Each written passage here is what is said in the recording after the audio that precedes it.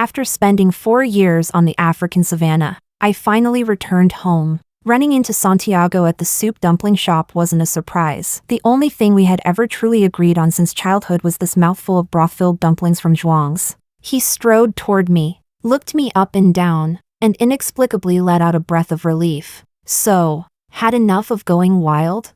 Come eat with me, I'll drive you back after. I shook my head. There was no need. Besides, I was meeting a friend. Santiago gave a rare smile. Looks like suffering a little hardship did you good. You're much calmer now, not as chirpy and annoying as before. Now that you're back, stop running around. I still didn't respond. He frowned impatiently. Anna, why aren't you talking? For a moment, it felt absurdly funny. One day, Santiago, the man who used to complain that I talked too much, was asking me why I wasn't speaking. Of course it was because I had finally become what he once wished for. A mute. Chapter 1. Just then, my friend who had just walked in heard him and shoved Santiago angrily. Are you insane? Are you picking a fight?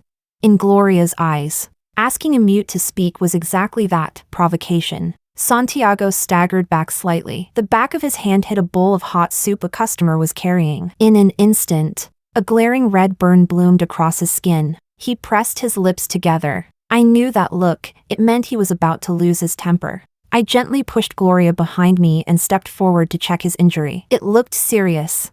I'm sorry. She didn't mean it. I typed quickly on my phone and held it up for Santiago to see. I apologize on her behalf. Please don't take it out on her. I was no longer a pampered heiress. In dealing with people, lowering my head when necessary cost me nothing. Santiago's assistant rushed over, urging him toward the hospital. But Santiago didn't move. He stared at me steadily. Anna, speak. If you're apologizing, say it out loud. For years in Africa and you've forgotten your manners? Gloria, who had just been regretting her impulsiveness, flared up again at his words. She stepped forward and shielded me. One person takes responsibility for their own actions. I'll pay for the medical bills and the clothes. Why are you making things hard for Anna? Santiago frowned, asking her to open her mouth and say a sentence. How is that making things hard? Isn't that what she likes to do most? Gloria's eyes widened, ready to explode.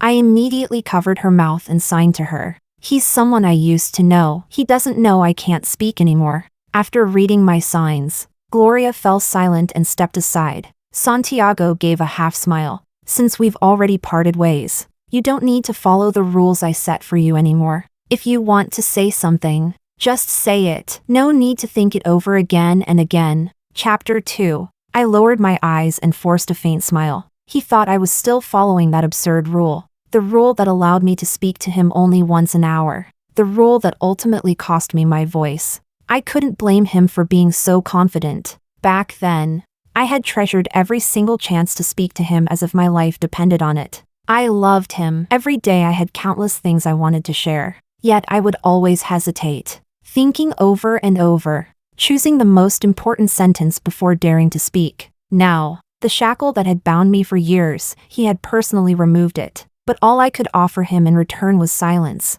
Chapter 3. I lost my voice 4 years ago. I'm practically mute, so I'm not refusing to speak on purpose. I've explained. May I leave now? Santiago stared at my phone screen for a long time before finally looking away. When he spoke again, his voice was inexplicably hoarse. What do you mean? Why did you lose your voice? You, of all people, the one who loved talking nonsense, how could you lose your voice? Santiago, who always believed in efficient communication, asked the same question twice, looking at the irritation in his eyes. I couldn't understand it at all. Shouldn't he be satisfied? I had finally become someone who would no longer disturb him. Faced with his questioning, I shook my head. I had no intention of explaining further. I didn't want to rip open those bloody wounds again. As I turned and walked back toward Gloria, Santiago didn't follow. He only called my name, adding one unwilling sentence. If you won't say it, I can investigate it myself. Hearing his words behind me, I paused for a moment, then continued forward helplessly. Let him investigate if he wanted. Even if he found out the truth, so what? I no longer loved him, and I no longer hated him. Chapter 4. On the way back to the shop with Gloria after dinner, I passed by the kindergarten I had attended as a child. I remembered how, every day after school, Santiago would hold my hand and walk me out through the gates. He would always settle the chattering me on the small stone step by the entrance, then squeeze into the convenience store to buy me cotton candy. Later, we grew up. He became the prodigy campus heartthrob everyone admired. The more he valued silence, the more he complained that I was noisy and annoying, yet he never once let go of my hand in front of anyone. Back then, I thought he would hold my hand for a lifetime, until after graduation, when he entered the family corporation. As he grew busier, my overflowing desire to share became something he could no longer tolerate. Most of the time, he wouldn't even offer a perfunctory okay. Impatient, he laid down a rule for me. I'm busy. I don't have time to listen to your meaningless chatter. From now on, when you talk to me, you get 1 sentence per hour. Looking at how exhausted he was, I told myself, he's too tired. The pressure from work is too much. Don't add to his burden. From that day on, I strictly followed the rule. Every message I sent him was carefully considered, word by word. But in truth, most of what I wanted to say was simply concern for his irregular schedule. I comforted myself, thinking at least he treated others with the same impatience. Unfortunately, the year I graduated, even that fragile comfort had nowhere to stand. That was the year my family found their biological daughter who had been lost, Luna. Although my biological parents were kind factory workers who had never mistreated Luna. It took only one casual accusation from her, saying I bullied her, for my adoptive parents to immediately draw a line between us and cast me, the fake, out of the house. Overnight, I fell from the clouds to the ground. Santiago's attitude became the only driftwood I could cling to. For once, he called me first. I've bought the engagement ring. Come pick it up tonight. I'll have someone call you later. Choose a house you like. I'll transfer your living expenses regularly. Don't be afraid. Nothing will change. Even though he deliberately skipped over the proposal, I was so moved I nearly cried. At my lowest point, he hadn't abandoned me. I didn't use Santiago's money. I rented a small apartment myself. My salary was enough to live like an ordinary person. I waited for life to improve again. I waited for the day I would become Santiago's bride. But soon, I realized, Santiago treated Luna differently. Chapter 5. At a single request from my adoptive parents to please take care of Luna, Santiago began bringing her to the company frequently to learn. Even when Luna acted timid and fragile, Santiago showed not a trace of impatience. Even when her questions were so simple that a quick search on her phone would have answered them, Santiago still explained everything carefully himself. Even when he saw me standing at the doorway, his attitude toward her remained intimate, so intimate that I seemed like the outsider. The tenderness in his eyes was so heavy that perhaps even he didn't realize it. I stood at the door, lowering my raised hand again and again, never knocking, so he didn't hate everyone's nonsense. I just wasn't the exception. The first time he nearly wrapped Luna into his arms to guide her through a problem, I finally argued with him. There wasn't a shred of guilt in Santiago's eyes. He even rebuked me. Luna doesn't understand anything. If you hadn't taken all the resources that were meant to be hers, how would she have ended up like this? She's afraid people will look down on her. She doesn't even dare ask one extra question. If I don't guide her like this, what is she supposed to do? My small resentment and grievance turned into crushing guilt. Yes, I owed her, so I had no right to say anything. All I could do was cling to the engagement Santiago bestowed upon me like charity, loving him humbly and quietly. But it didn't take long for everything to fall apart. The chandelier in my old rented apartment fell without warning while I was eating. I didn't even have time to react before the heavy fixture smashed me to the ground. The metallic scent of blood spread instantly through the air. The pain and dizziness left me unable to move, lying amid shattered glass. Survival instinct drove me to use every ounce of strength to grab the phone from the sofa. My first, and only, thought was to call my emergency contact, Santiago. I wanted him to call an ambulance for me. By then, I was too disoriented to clearly say where I was. The phone rang for a long time before it was answered. But it wasn't his voice. It was Luna's soft one. Hello? The intense pain in my fading consciousness left me no room to wonder why she had answered. With my last bit of breath, I gasped for help.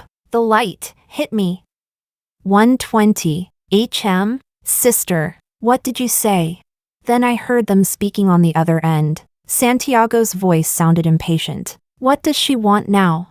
Luna hesitated innocently. I couldn't hear clearly. She spoke. Didn't she? Then hang up. 1 sentence per hour. Her quota's used up. The call disconnected. In that moment, the tearing pain from the wound on my head was not even 1/10,000th of the pain in my heart. I lost consciousness completely. Later, I received that phone call, the one that nearly took my life. And then, I chose to leave for a wildlife rescue organization in Africa. It was nice there. No winter, no one who found me annoying for being talkative. Only, I had grown older, and I could no longer speak. Chapter 6. When Santiago found me at the veterinary clinic, I had just finished spaying an orange tabby. His voice was slightly hoarse. Anna, I've looked into what happened 3 years ago. I lowered my head, took off my gloves, and washed my hands without responding. He said with frustration, I didn't know you were injured. Luna answered the phone. If I had known, I would have taken you to the hospital immediately. I would have found a psychologist for you. If you hadn't disappeared without a word, I would have taken you to Country A to see the best neurologists and psychologists. I still didn't respond. I simply scrubbed my hands harder, as if trying to wash away the bloodstains from the ear that never truly came clean. Santiago gradually regained his usual composure. I've already contacted specialists for psychogenic mutism. I have an estate suitable for recuperation. The environment is good. The facilities are complete. Anna, be good. Let's treat your illness first, okay? Be good. Those 2 words were like a key, unlocking sealed memories in an instant. Since childhood, he had always been like this, setting harsh rules because I was too noisy, too annoying, yet handling everything immediately whenever I needed help. That was why, when I was on the brink of death, I had called him. I saw him as my only lifeline, but I was foolish. I forgot that by then. Luna was already by his side. He was no longer my hero.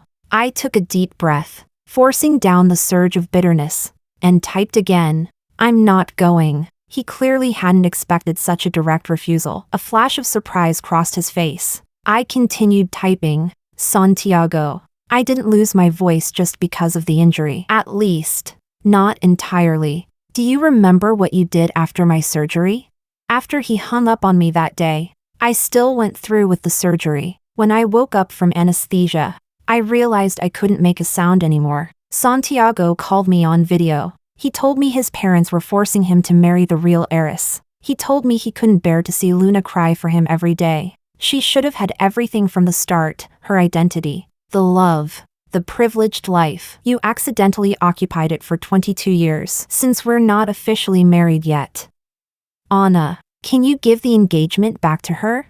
After all, the baby I held in my arms and betrothed at birth, it was her, not you. When I heard that last sentence, tears flowed silently down my face. The painkiller injection I had just received was suddenly useless. I hurt so badly I wanted to scream. I knew Santiago was already capable of standing on his own. No one could truly force him. It was he who chose to compromise. After the whole world had abandoned me, he too began to despise that I was a fake. The countless times we had intertwined our fingers over 22 years were erased in an instant. On the other end of the call, Santiago, receiving no response, asked in confusion, Anna, why aren't you speaking?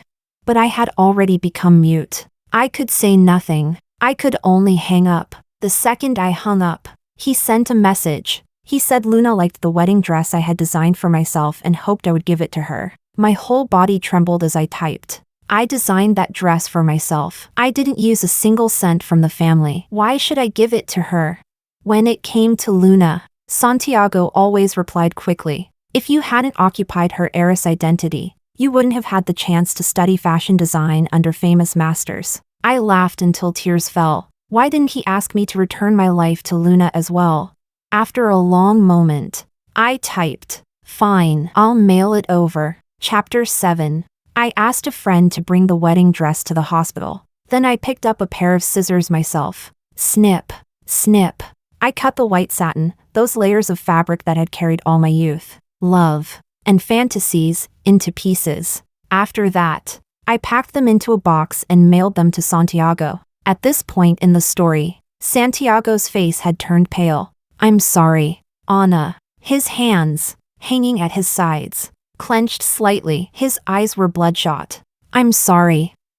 When I looked at Luna, I felt guilty. She was supposed to grow up being cherished by me. I thought I had the responsibility to compensate her with the identity of her husband. He pressed a hand to his forehead in pain. But I was wrong. Marriage isn't compensation. Luna isn't right for me. Only after marrying her did I truly understand what kind of person she is. In this life, you have to be with someone on the same wavelength. When he said that last sentence, his gaze lingered meaningfully on me. I didn't pay attention to the implication in his eyes. I only nodded thoughtfully. On the same wavelength?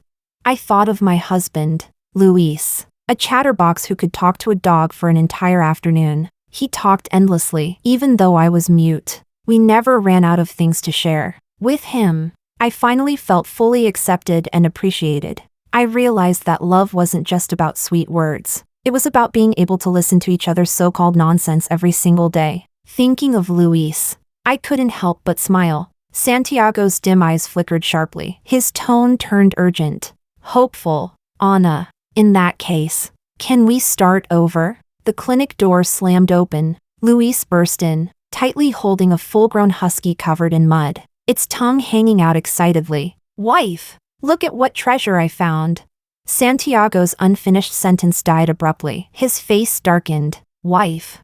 Luis nodded naturally. Dr. Anna is my wife. You must be a new client, right? This is a husband and wife clinic. Carefree as ever. He crouched down to tie the dog. Wife. Take a look. Besides starving like crazy, does this silly dog have any other issues?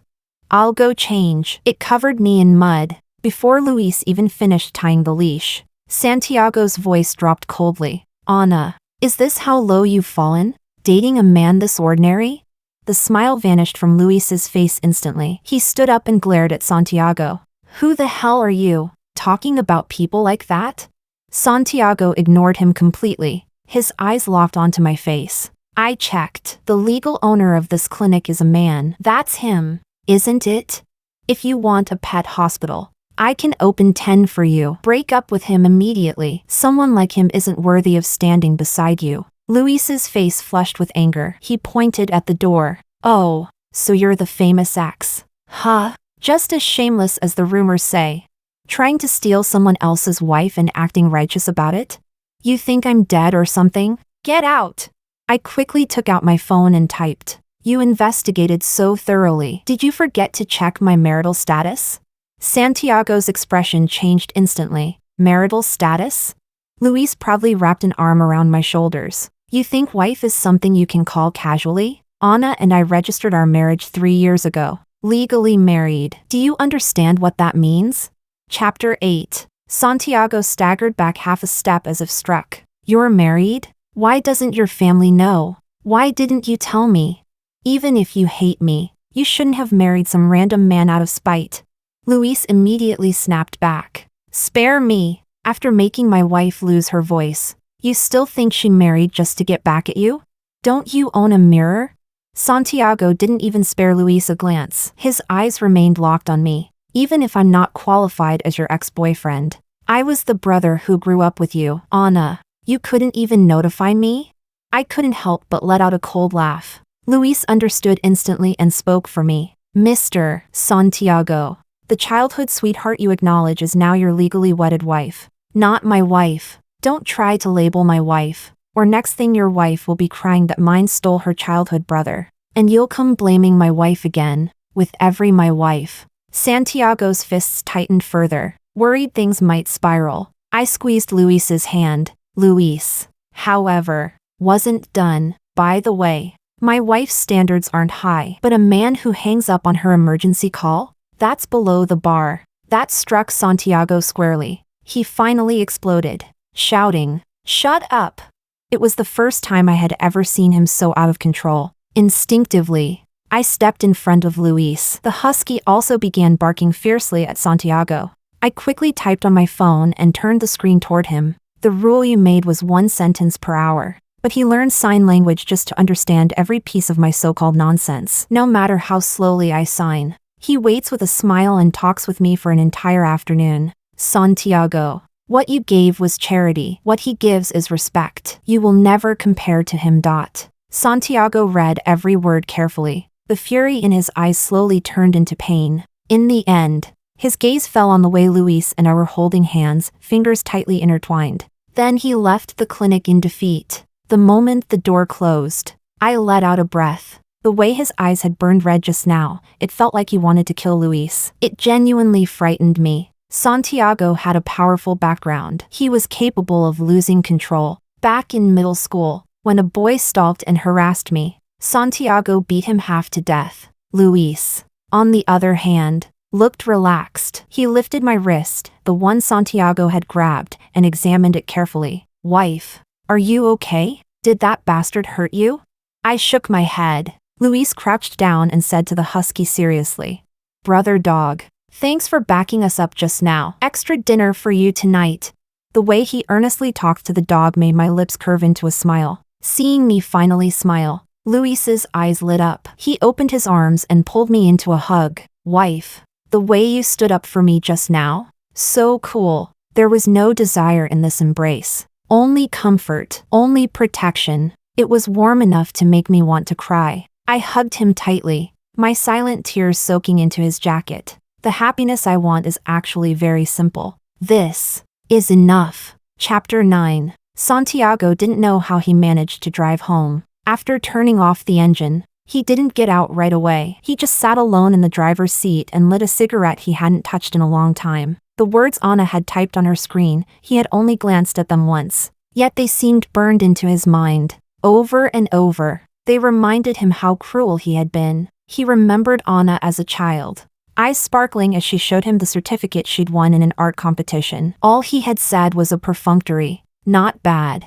There were countless similar scenes after that. Little Anna, excitedly sharing bits of her life, and he would only tell her she was wasting his time. Don't fuss. Don't be annoying. Charity. Anna hadn't been wrong. Only now, the one in need of charity had become him. Santiago took a hard drag from his cigarette. The smoke burned into his lungs and he coughed violently. When he finally stopped, he covered his face. His fingers came away damp and cold. Anna had been too obedient. So obedient that after being ignored again and again, after being forced to yield time after time, she had only endured it silently. It was he who had pushed that girl, whose entire world had once been him, into another man's arms. He was a complete bastard. But how could Anna, who had loved him so deeply, fall for someone else?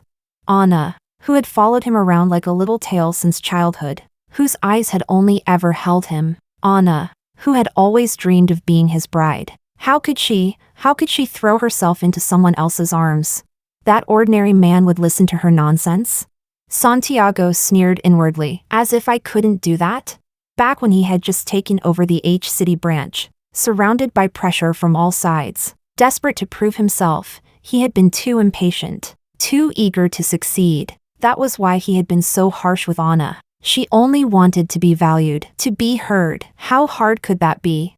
He could change, as long as he fixed his old habits, became more patient, treated her better, placed before her all the things she once longed for. She would surely come back. After all, they had 22 years of history. After all, she had once loved him so much. A mere veterinarian, not as handsome, not as wealthy. There was no way he would lose. When he got home, Santiago continued smoking in silence. Luna stumbled in soon after, reeking of alcohol. She sneered. Oh, not off groveling before your white moonlight tonight?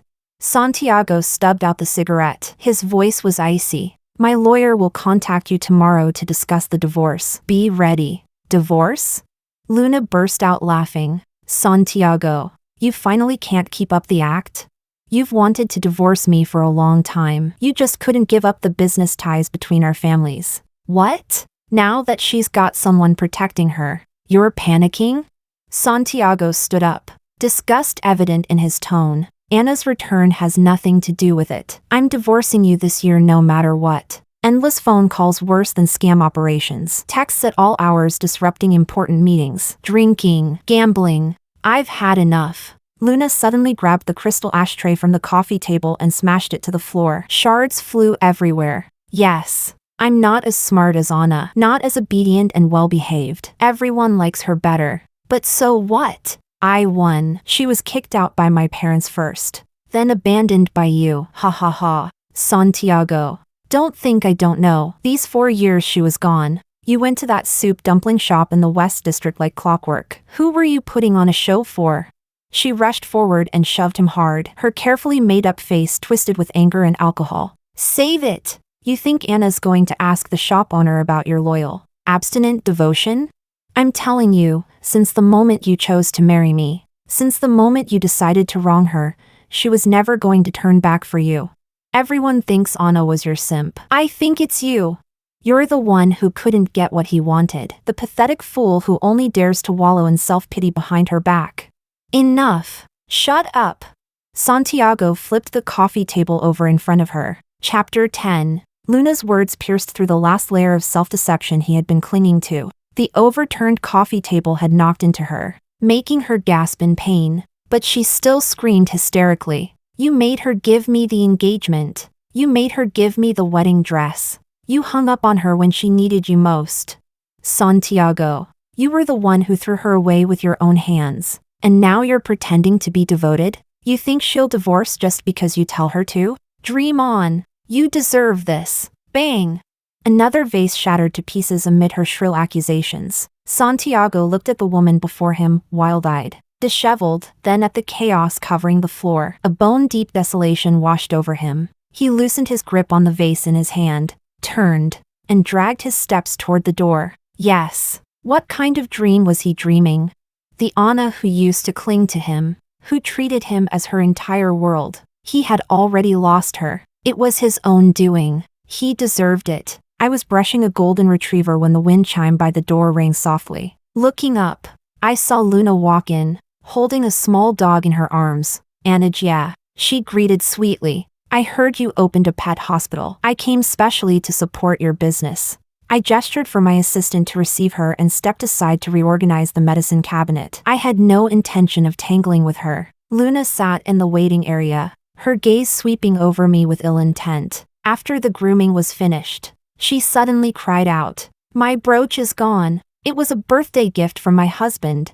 It's a one-of-a-kind piece bought at auction for $5 million. The enormous number drew the attention of other customers in the clinic. The staff and I immediately began searching. When the initial search turned up nothing, Luna turned to me. Anna, there were only a few of us here just now. That brooch is very expensive. I know you were used to living well before, but you can't. 4 years apart. And she hadn't grown at all. My expression didn't change. I calmly called the police to report the situation and pulled up the surveillance footage. The recording clearly showed that from the moment she entered until she claimed the brooch was missing, I had remained near the medicine cabinet and never once approached her area. My assistant had displayed no suspicious behavior either, though the camera didn't capture where the brooch ended up.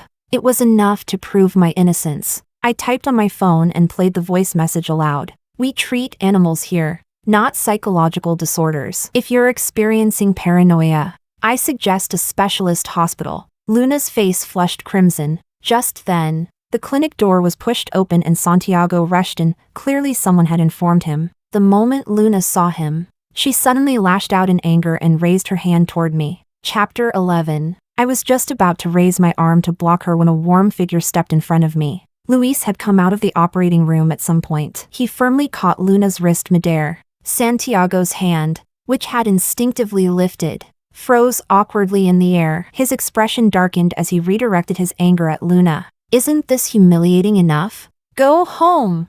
Luna completely lost control. She pointed at me and screamed, "What's humiliating? She's the mistress." The moment she came back, you lost your soul. Now you even want to divorce me because of her. Anna, you seduced him again, didn't you? You stole 20 years of my life. Wasn't that enough? Now you want to steal my marriage too.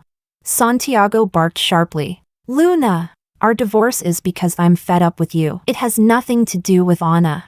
How can it have nothing to do with her? She shrieked hysterically. If she hadn't come back. A woman holding a ragdoll cat suddenly cut her off. From the beginning, we didn't believe Anna stole your things. Last week my stray cat was dying. She stayed up all night saving it and waived every fee. She's not some greedy villain. Exactly. An older woman walking a corgi chimed in. The young couple here are clearly in love. They come and go together every day. If you can't keep your husband, don't blame someone else. Right. Not everyone's obsessed with your husband. If you want to act like a delicate housewife, go do it at home. Don't come here harassing other women. The customers spoke up one after another in my defense. Luna tried to argue with everyone at once, but Santiago covered her mouth and forcibly dragged her out of the clinic. Chapter 12. The divorce between Santiago and Luna eventually exploded into a citywide scandal. Luna had built a small following online through flaunting her wealth. Now she flooded social media with accusations, claiming Santiago subjected her to emotional abuse and that I had interfered in their marriage. Santiago's PR team worked day and night to suppress trending topics. But once something spreads online, it's nearly impossible to erase completely. The two families, desperate to protect their own, completely turned against each other. The feud grew vicious. Santiago's company stock fluctuated wildly, even if it meant hurting themselves. They were determined to sever ties with Luna. Outside the storm, however, Luis and I lived peacefully. At first, some people tried to dig up dirt on me as the mistress, but the deeper they dug, the clearer it became that Luna had been the original interloper. Digging further only unearthed photos of Luis and me rescuing wildlife on the African savanna, and our current work saving stray animals at our small pet clinic. Unexpectedly, we became the biggest winners of the farce. Not only did we receive overwhelming support online, but business at the clinic improved as well. After the turmoil gradually subsided, Santiago came to the clinic again. Fatigue lingered between his brows. Anna, I'm sorry, I dragged you into this. I shook my head. As long as I would never again be abandoned by family or lover, I could face any storm alone with courage. Besides, Luis had stood by my side throughout these days. The animals in the clinic brought me comfort every single day. I was no longer the Anna who once lay bleeding on the floor, alone and helpless. I've divorced Luna. It's completely clean. I can listen to everything you say. I can do that. I've started learning sign language. I placed the grooming brush down heavily and looked at him coldly. He faltered mid-sentence and swallowed the rest of his words. Silence spread through the small room, an atmosphere that had never existed between us before. From childhood until now, as long as I was by his side, there had never been awkward silence. He seemed unable to endure this icy quiet. Moments later, he answered a phone call and left in a hurry. Santiago, so you can feel how cold indifference is. After all, then why did you treat me that way back then? I lowered my head and resumed brushing the dog's fur. This upheaval brought an unexpected gift. After confronting the past and undergoing therapy again, I suddenly regained my ability to speak. My pronunciation was strange at first, but Luis only needed to hear a single syllable before tears streamed down his face. Chapter 13. In the 4 years I had known him, it was the first time I saw this man, who smiled every moment of every day, cry. Luis couldn't even form words of celebration. His lips trembled as tears kept falling. I wiped his tears away and tried to comfort him. From now on, I can talk with you. Busy handling company affairs, Santiago only showed up a week later, carrying gifts. Before he could speak, I cleared my throat. My voice was still slightly hoarse. Santiago, don't come here anymore. He froze in place, staring at me in shock. His eyes reddened instantly. His throat bobbed as he swallowed back a sob. Anna, you can speak again. That's wonderful. I looked at him calmly and continued. Santiago, stop doing these disgraceful things. I have a husband. Luis and I are just ordinary people. We can't withstand being toyed with by your wealthy family again and again. Do you want me to lose my voice a second time? At my last sentence, the light in Santiago's eyes finally went out. After a long silence, he spoke again. Anna, hearing your voice, it's such a happy thing. When something becomes ordinary, people stop cherishing it. He let out a self-mocking laugh, bitterness filling his voice. It really was my stupidity. The happiness that was once within reach, I pushed it away with my own hands. As long as you can smile like before, speak freely and happily, then it doesn't matter if the one who listens to all your stories isn't me. I wish you happiness. I didn't respond. I simply lowered my head and continued gently brushing the ragdoll cat in my arms. It purred contentedly. The wind chime rang softly as Santiago left. My life finally settled into a steady rhythm of happiness. Work at the pet clinic was busy yet fulfilling. Now there was one more chatterbox in the clinic who talked to animals all day long. It felt as though I were making up for the 4 silent years, speaking so much that my throat would go dry. I took the water Luis handed me and smiled as I sipped it. This time, no one would ever complain that I talked too much.